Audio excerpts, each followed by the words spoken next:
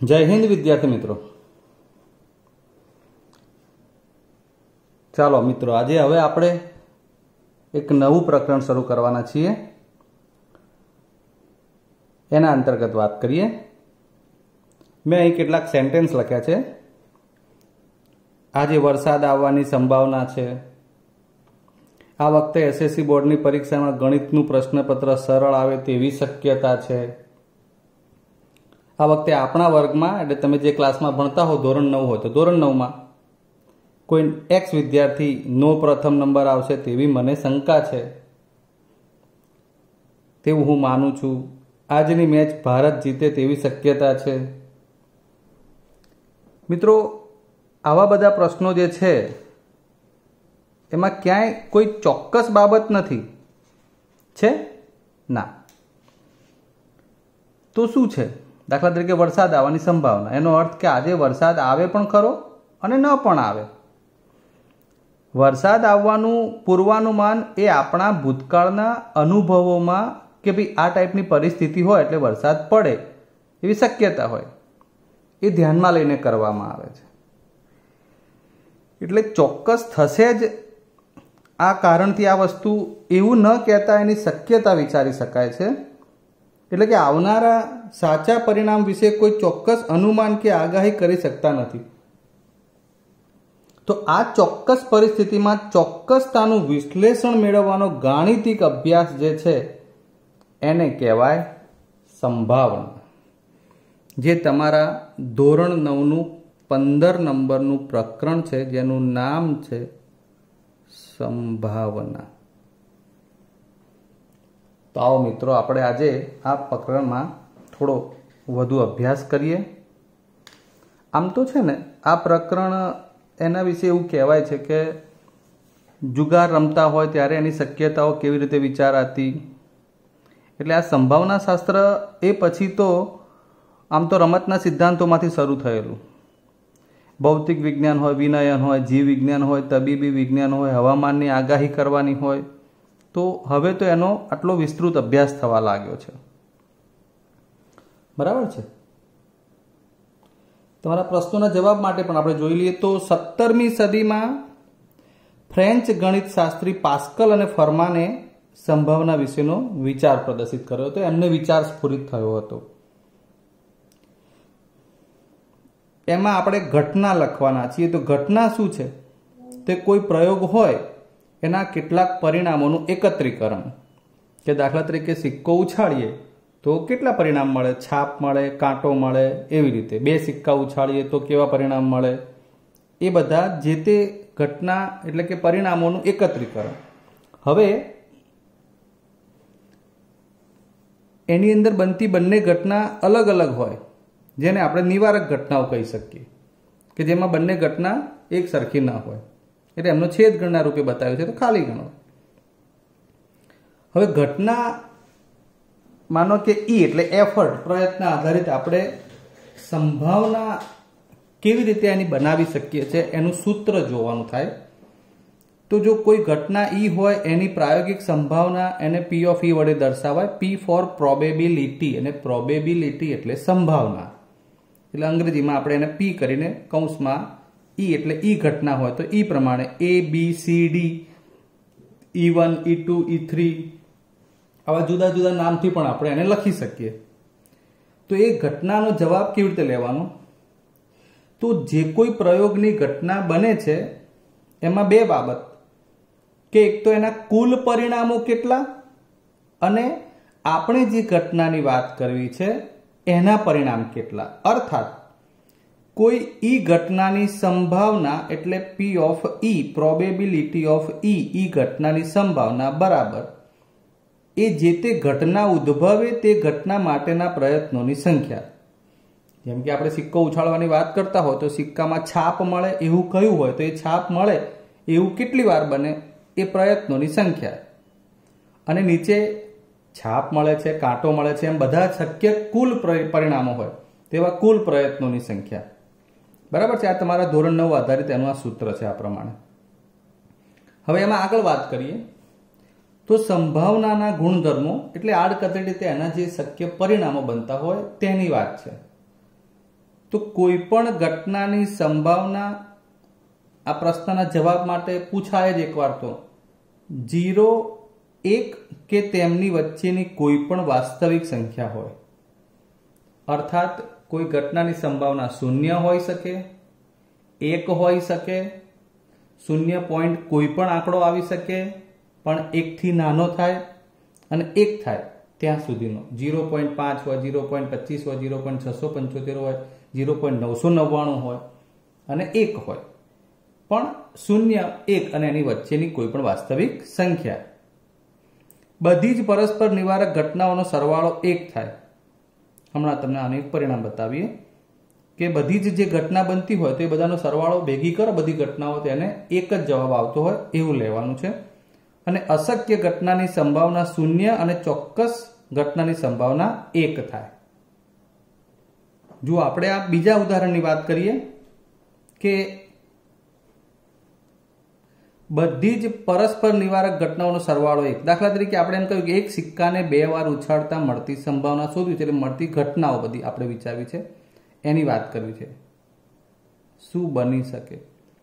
તો સ્વાભાવિક છે કે તમે સિક્કો ઉછાળો એટલે અહીંયા H ફોર હેડ છાપ, T ફોર ટેલ કાંટો, સમજો છો ને? 2 સિક્કા ઉછાળ્યા એટલે 2 વાર છાપ મળે ઉપર, 2 વાર કાંટા મળે, પહેલા છાપ મળે પછી કાંટો મળે, પહેલા કાંટો મળે પછી છાપ મળે. આને ક્રમને મહત્વ છે. એવી 4 શક્યતાઓ મેં લખી છે. એટલે આ થયા આપણા કુલ પરિણામ. આપણે દાખલામાં જોવાના છીએ, બટ અત્યારે તમને આ ખાલી એક કહેવા માંગે છે ને કે પરસ્પર નિવારક ઘટનાઓનો સરવાળો 1 થાય એ ટાઇટલ મેળવી રહ્યા છીએ. તો જ્યારે પહેલું પૂછીએ કે ભાઈ બંને વખતે છાપ મળે તેની સંભાવના કેટલી, તો એનો મતલબ કે કુલ પરિણામ છે 4 અને બંને વખત છાપ મળે એવું એક જ વખત બને. એટલે આપણા શક્ય પરિણામની સંખ્યા 1 અને કુલ પરિણામ 4. બંને વખત કાંટો મળે એમાં પણ એ જ રીતે એક વખત બને, કુલ 4. એકવાર છાપ અને પછી કાંટો મળે તો એ પણ 1/4. કાંટો અને પછી છાપ મળે. આ બધી પરસ્પર નિવારક ઘટનાઓ એટલે એકબીજાથી અલગ છે. હવે આ બધાનો સરવાળો કરવાની વાત છે. એટલે બધાનો સરવાળો કેટલો થાય એવું પૂછ્યું છે તમને. તો આ બધાનો સરવાળો કરશો તો એ જવાબમાં ટોટલ છેદમાં તો 4 છે, ઉપર 1, 2, 3 આ જવાબ આવશે 1. એટલે એવું કહેવા માંગે છે કે પરસ્પર બધી જ નિવારક ઘટનાઓનો સરવાળો 1 થાય. ખ્યાલ આવી ગયો? હવે છેલ્લે હતું અશક્ય ઘટનાની સંભાવના 0 અને ચોક્કસ ઘટનાની સંભાવના 1 થાય. તો એનું ઉદાહરણ લઈ લઈએ. તમને ખબર જ છે કે સૂર્ય કઈ દિશામાં ઉગે છે, તો સૂર્ય પૂર્વ દિશામાં ઉગે. હવે એના માટે કોઈ સાબિતી કે એવું હોય જ નહીં, એ ચોક્કસ ઘટના જ છે. એટલે એ ચોક્કસ ઘટના કે જેની સંભાવના 1 હોય. જેમ કે જન્મ્યા હોય તો જન્મેલાનું મૃત્યુ નિશ્ચિત છે, તો જન્મેલાનું મૃત્યુ નિશ્ચિત એનો મતલબ કે એ પણ ચોક્કસ ઘટના છે. તો એવી ચોક્કસ ઘટના એનો જવાબ પણ 1 જ આવે. એટલે એની સંભાવના 1 છે એવું કહી શકીએ છીએ આપણે. અને છેલ્લે દાખલા તરીકે તમે 100 ગુણનું પેપર લખ્યું હોય અને તમને પૂછે કે 100 માંથી 101 ગુણ મળવાની સંભાવના. હવે તમને એમ જ ખબર પડી જાય કે સાહેબ આ તો શક્ય જ નથી. 100 ગુણનું પેપર આપ્યું અને પરીક્ષામાં 101 ગુણ કેવી રીતે મળે? તો એ અશક્ય ઘટના થઈ. એનો મતલબ કે એની સંભાવના 0 છે, એ બનવાનું જ નથી. ક્લિયર? ચલો હવે આપણે સ્વાધ્યાયના દાખલા ઉપર જઈએ. જુઓ અત્યારે સ્વાધ્યાય 15.1માં પહેલો પ્રશ્ન કે ક્રિકેટમાં એક સ્ત્રી ખેલાડીએ, હવે તો લેડી ક્રિકેટ પણ રમે છે ને, તો એ સ્ત્રી ખેલાડીએ 30 બોલમાંથી 6 વાર દડાને ક્ષેત્ર રેખાની બહાર મોકલ્યો. બરાબર છે? દડા કેટલી વાર રમવા મળ્યા? 30 વાર. 6 વાર દડાને ક્ષેત્ર રેખાની બહાર મોકલ્યો મતલબ બાઉન્ડ્રી મારી એવું આપણે કહી શકીએ. ક્ષેત્ર રેખા એટલે જે બાઉન્ડ્રી આવે ને છેલ્લી એ. હવે પૂછ્યું છે શું? તો તેણે દડાને ક્ષેત્ર રેખાની બહાર ન મોકલ્યો હોય તેની સંભાવના. એટલે અહીંયા 2 પ્રશ્ન છે. મોકલ્યો છે એવું કેટલી વાર? 6 વાર. તો એનો દડાને બોલમાંથી 6 વાર ક્ષેત્ર રેખાની બહાર મોકલ્યો છે. એટલે 6 વાર ક્ષેત્રરેખાની બહાર મોકલ્યો હોય તો એનો અર્થ કે બાકીની બધી જ વખત એટલે કે 30 માંથી 6 વખત બાદ કરો એટલે કે 24 વખત એ દડાને ક્ષેત્રરેખાની બહાર મોકલ્યો નથી.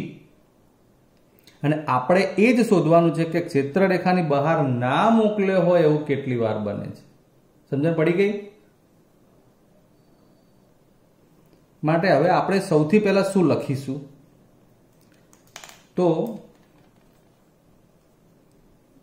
અહીં કુલ પ્રયત્નો બરાબર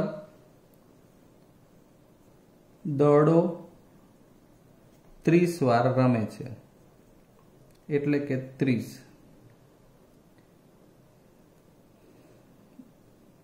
હવે હું તમને જે આ લખાઈ રહ્યો છું ને એ ધોરણ 10 પ્રમાણે જ આપણે લખીશું. આ બરોબર ધ્યાનથી સમજી લો. ધોરણ 9 અને ધોરણ 10 બંનેમાં સંભાવના પ્રકરણ આવે છે, તો આપણે શરૂઆતથી જ ધોરણ 10 પ્રમાણે આ લખાણ લખીશું.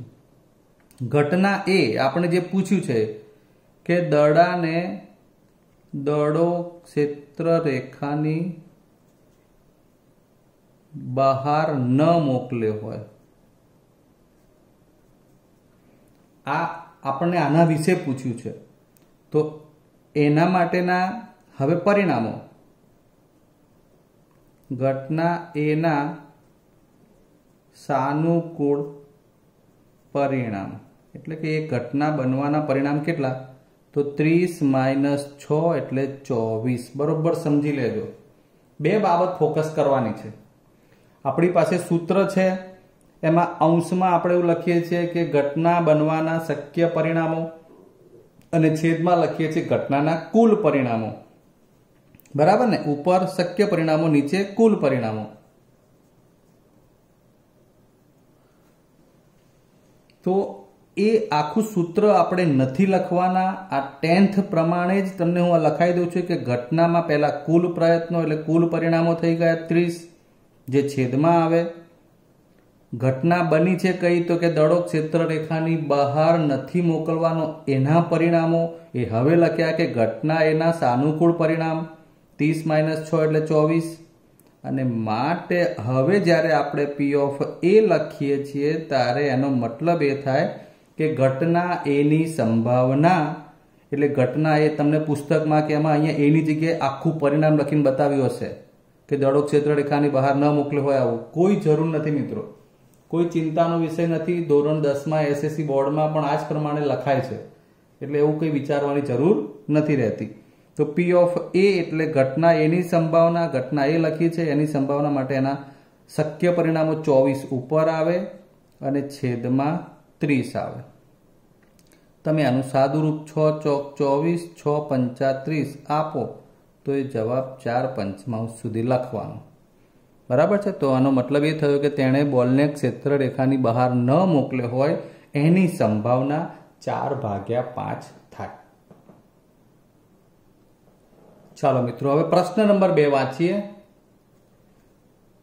2 બાળકો ધરાવતા 1500 યાદચ્છિક કુટુંબો યાદચ્છિક રીતે પસંદ કરવામાં આવ્યા હોય તો તેની માહિતી નીચે પ્રમાણે આપેલ છે. સમજી લઈએ કે એ 1500 જે કુલ કુટુંબ છે, એટલે ઘર, આપણે એક એક ઘરની વાત કરીએ ને, એમાં જે રહેતા હોય એમાં એ કુટુંબ થયું.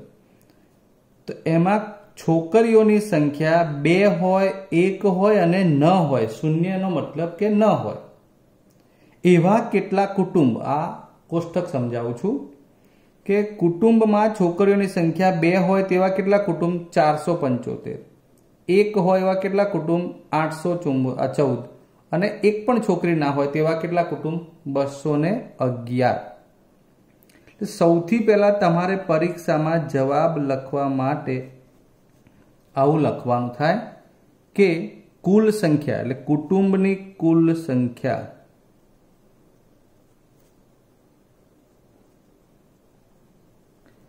કેટલી થશે? 475 વત્તા 814 વત્તા 211 બને કેટલી? 1500. 1500 કુટુંબનું તો આપણે આ કોષ્ટક મૂક્યું છે. હવે એમાંથી પહેલો પ્રશ્ન, 3 પ્રશ્નો પૂછ્યા છે. યાદચ્છિક રીતે પસંદ કરેલ કુટુંબમાં પહેલું 2 છોકરીઓ હોય. એટલે આપણે પહેલા જવાબ માટેની ઘટના લખીશું એ. બરાબર છે. ઘટના એ કોને કહીશું? કે પસંદ કરેલ કુટુંબમાં 2 છોકરીઓ હોય. પસંદ કરેલ કુટુંબમાં 2 છોકરીઓ હોય. બરાબર. હવે ઘટના એ ના સાનુકૂળ પરિણામ કેટલા થશે? ઘટના એના સાનુકૂળ પરિણામ એટલે કેટલીક વખત એવું બને છે કે 2 છોકરીઓ હોય. બહુ સીધું છે કે 2 છોકરીઓ હોય. એવા કેટલા કુટુંબ? 475. પૂરું થઈ ગયું.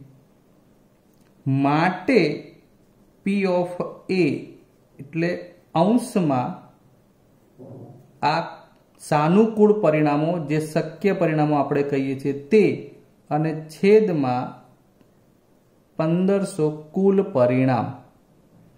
બરાબર છે. અહીંયા આપણે 15 છે એટલે 6 વડે ભાગ ચલાવવો હોય તો 6 દુ 12, 3. અહીં 25 ગુણ્યા 60, 25 છંગ 150, અને અહીં 25 ગુણ્યા 19, 25 ઉડી જાય. જવાબ થઈ જશે 19/60. ઓકે. માટે 2 છોકરીઓ ધરાવતા કુટુંબની સંભાવના P ઓફ A 19/60. હવે બીજો જવાબ મેળવીએ. 1 છોકરી હોય. બહુ જ સરળ છે. ઘટના B એની જેમ જ લખીશું. પસંદ કરેલ કુટુંબમાં 1 છોકરી હોય. એ જ રીતે ઘટના A ના સાનુકૂળ પરિણામ 1 છોકરી હોય એવું કેટલી વાર છે? 814 વખત. બહુ ઈઝી છે. ઘટના B મિત્રો, પ્રોબેબિલિટી ઓફ B એટલે કે ઘટના B કે જેને કૌંસમાં અહીંયા તમે એવું પણ લખી શકો કે P ઓફ પસંદ કરેલ કુટુંબમાં 1 છોકરી હોય તો કુલ પરિણામ તો 1500 છેદમાં જ છે, અને 814 જે આપણા શક્ય પરિણામો હતા 1 છોકરી માટેના. 2 વડે ભાગ ચલાવીએ તો 2 ગુણ્યા 2 ચોક 8, ભાગના ચાલે 407, અને 2 ગુણ્યા 750. ચાલો 407750 આ એનો જવાબ થઈ ગયો સંભાવનાનો. એ જ પ્રમાણે ત્રીજું ઘટના C શું લખવું જોઈએ? 1 પણ છોકરી ન હોય. પસંદ કરેલ કુટુંબમાં 1 પણ છોકરી ન હોય. ઘટના C ના સાનુકૂળ પરિણામ 1 પણ છોકરી ના હોય એવું કેટલી વાર? એનો મતલબ કે 0 છોકરીઓ એમ. તો કેટલી વાર બને છે એવું? જોઈ લો કોષ્ટકમાં. 211 વખત. કેટલી વખત બન્યું? 211 વખત. તો માટે હવે આ જવાબ શું થશે? તો માટે પ્રોબેબિલિટી ઓફ C 211/1500. છેદ નહીં ઉડે, કઈ વાંધો નહીં. આ જ આપણો જવાબ. ખ્યાલ આવી ગયો? હવે આપણે એક વાત કરી તેની જોડે, નિવારક બધી જ ઘટનાઓનો સરવાળો કરો ને તો 1 થાય એવું બતાવવાનું છે. તો એ પણ ચકાસી લઈએ કે બધી જ ઘટનાઓનો સરવાળો કરીએ તો 1 થવો જોઈએ. તો આપણે પહેલી વાર જ્યારે બતાવ્યું માટે અહીં આપણી પાસે P of A plus P of B plus P of C આ બધી જ નિવારક ઘટનાનો સરવાળો બતાવી રહ્યા છે. પહેલું હતું 475/1500, બીજું 2 છોકરીઓ માટેનું 814/1500, ત્રીજું 0 છોકરીઓ માટેનું તો 211/1500 આ રીતનું હતું। હવે આ બધાનો સરવાળો કરો, છેદ તો સમછેદી છે એટલે 1500 એક જ વાર આવે। 475 વત્તા 814 વત્તા 211 તેનો સરવાળો કરશો તો કેટલો આવશે? ઉપર પણ 1500 જ સરવાળો આવે છે અને આ એનો જવાબ થઈ ગયો 1। સમજ્યા મિત્રો? એટલે અહીંયા આપણે અલગ અલગ સંભાવનાનો જવાબ પણ મેળવ્યો અને સાથે સાથે એ બધી જ નિવારક ઘટનાઓની સંભાવનાનો સરવાળો 1 થાય એવું પણ બતાવ્યું છે। ક્લિયર? ચાલો પ્રશ્ન નંબર 4 જોઈએ, કારણ કે 3માં તમને જે આપ્યું છે એ પ્રમાણે તમારે અલગથી વિચારવાનું। એમાં ઉદાહરણ 5 પ્રમાણે કયું છે એની વાત પછી કરીએ। પહેલા ચોથો પ્રશ્ન કે જેમાં લખ્યું છે કે 3 સિક્કાઓને એક સાથે 200 વખત ઉછાળતા મળતા પરિણામોની આવૃત્તિઓ નીચે પ્રમાણે છે, એને જરા સમજી લઈએ। તો 3 સિક્કા ઉછાળીએ તો સ્વાભાવિક છે કે 3 વખત છાપ મળી શકે, તો 3 વખત છાપ મળે એવું 23 વાર બન્યું કહેવાય, એટલે એની આવૃત્તિ 23, એક ને એક અવલોકન એટલે કે એવું 23 વખત બનતું ગયું હોય। 2 વખત છાપ મળે એવું 72 વખત બન્યું છે, 1 વખત છાપ મળે એવું 77 વખત બન્યું છે અને છાપ જ ન મળે એવું 28 વખત બન્યું છે। બરાબર છે? તમને પ્રશ્નમાં શું પૂછ્યું છે? જો 3 સિક્કાને એક સાથે ઉછાળતા 2 વાર છાપ મળે, કેટલી વાર? 2 જ વાર છાપ મળે, તેની સંભાવનાની ગણતરી કરો। બહુ ઈઝી છે મિત્રો, જાતે વિચારતા થઈ જાઓ। પ્રશ્ન 4 એમાં આપણી પાસે અહીં પહેલા તો શું લખવું પડે? કુલ પરિણામ લાવવા પડે ને, તો કુલ પ્રયત્નોની સંખ્યા, એ તો આમ તો ખબર પડી જ જવી જોઈએ। 23, 72, 77 વત્તા 28 ટોટલ કરશો એટલે 200 વખત ઉછાળવાનું કહ્યું છે, તો 200 બનવાના છે। હવે ઘટના લખવાની કઈ? એ લો ઘટના, એમાં આપણે શું લખીશું? શું માંગ્યું છે? 2 વાર છાપ મળે તેની સંભાવના, તો સિક્કા પર 2 વાર છાપ મળે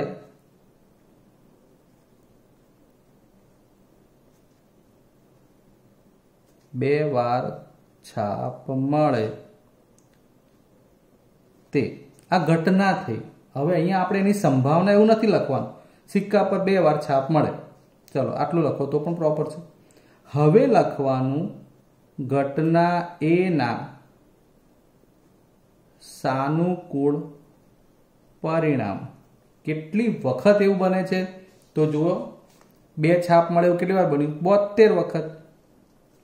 માટે P ઓફ A બરાબર 72 ઉપર કુલ પરિણામ 200 નીચે, છેદ ઉડાડીએ, 9 8 72 અને 8 વડે અહીંયા ભાગ ચલાવવો હોય તો 8 દુ 16, 4 8 5 40, 8 8 ટીસ્યુ, માટે P ઓફ A બરાબર 9/25। 2 વાર છાપ મળે તે ઘટનાની સંભાવના થઈ ગઈ 9/25। મિત્રો અહીં તમને અલગ અલગ પ્રશ્નો કરી શકાય। સમજો, આ જેમ એક જ વખત પૂછ્યું છે કે ભાઈ 2 છાપ મળે તેની સંભાવના, એની જગ્યાએ 3 છાપ મળે એવું પૂછ્યું હોય તો 23/200 પ્રમાણે જવાબ આવે। 1 વખત છાપ મળે એવું પૂછ્યું હોય તો 77/200 આવે। છાપ ન મળે એવું પૂછ્યું હોય તો 28/200 આવે। બરાબર છે? 1 અથવા 2 વાર છાપ મળી હોય એવું પૂછ્યું હોય તો આ બંનેનો સરવાળો કરીને છેદમાં 200 આવે।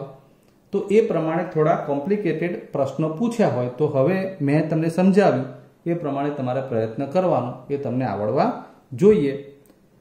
બીજી વાત કે હું તમને પુસ્તકના દાખલા સીધા જ સમજાવી રહ્યો છું, એટલે તમારે જે તે વિડીયોમાં જેટલું ભણવાનું થતું હોય એ પ્રમાણેના દાખલા પ્રેક્ટિસ વર્કમાંથી કે અન્ય કોઈ પણ સામયિકમાંથી તમારે ગણવાના હોય, જે તમે તમારા ફેર કામ માટે એના ઉપયોગમાં લઈ શકો અને ફેર કામ એનું કરતા રહેવું જોઈએ। ક્લિયર? તો હવે આપણે આવતા વિડીયોએ મળીશું। જય હિન્દ।